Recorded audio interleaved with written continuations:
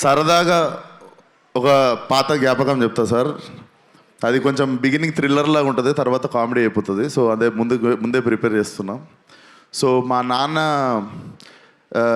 చిరంజీవి గారికి చాలా వీరాభిమాని. సో అప్పుడు పాలిటిక్స్ టైంలో మీ ఫాలోవర్ ఉన్నప్పుడు ఆ గొడవల్లో నైట్ మా కారు కాల్చేశారు ఇంటెన్గా.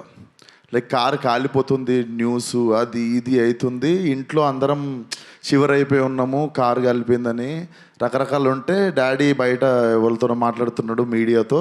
డాడీ ఫోన్ మోగుతుంటే నేను ఎత్తాను.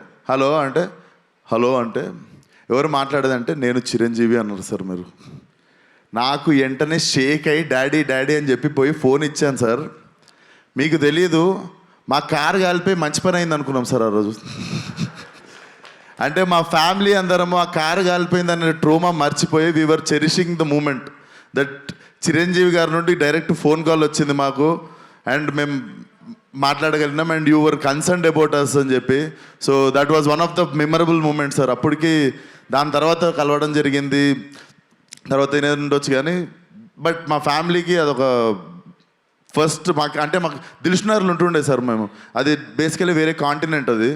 సో అక్కడ నుండి సినిమా వాళ్ళు అంటే అమెరికా వాళ్ళు ఉన్న వాళ్ళకి సినిమా హీరోలు ఎంత దూరమో దిల్షునగర్లో ఉన్న వాళ్ళకి కూడా అంతే దూరం అనిపిస్తుండే సార్.